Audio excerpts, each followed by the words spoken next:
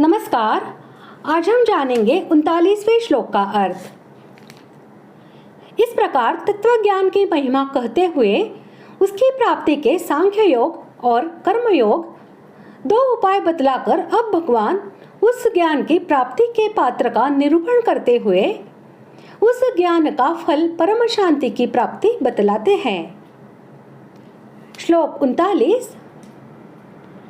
श्रद्धावान् लभते ज्ञानं तत्परः यतेन्द्रियः ज्ञानं लब्ध्वा परां शान्तिमचिरेणाधिगच्छति।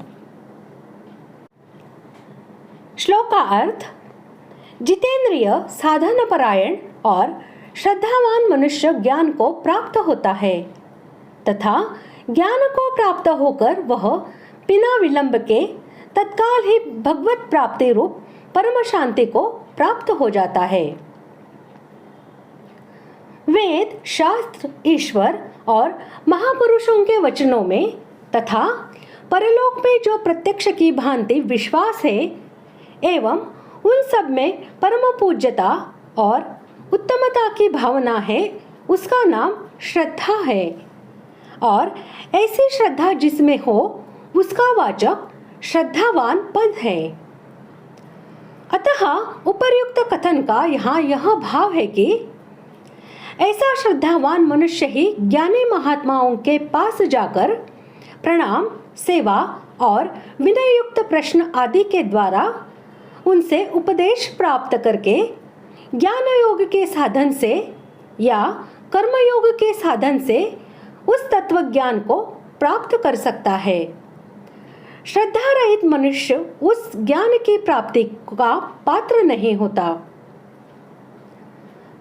साधन की तत्परता में भी श्रद्धा ही कारण है और तत्परता श्रद्धा की कसौटी है।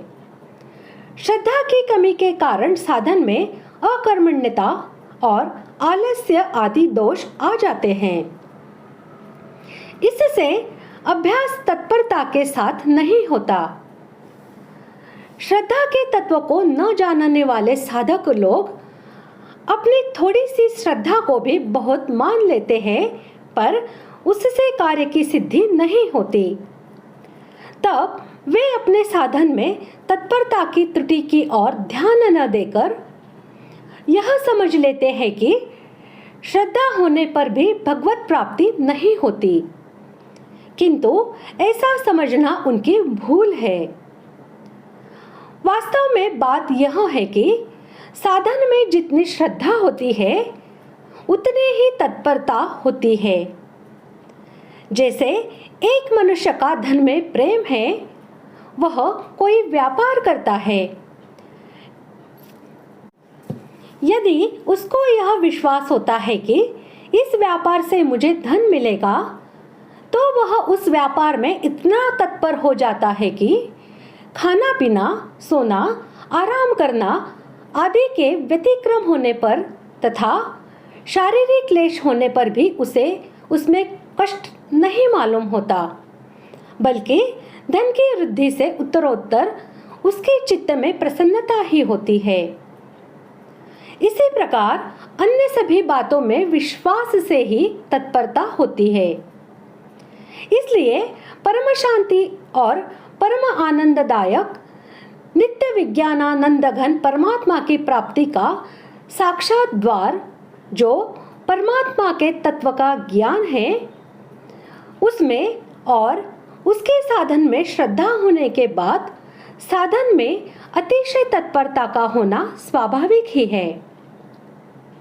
यदि साधन में तत्परता की कमी है तो समझना चाहिए कि श्रद्धा की अवश्य कमी है। इसी बात को जताने के लिए श्रद्धावान के साथ तत्परा विशेषण दिया गया है।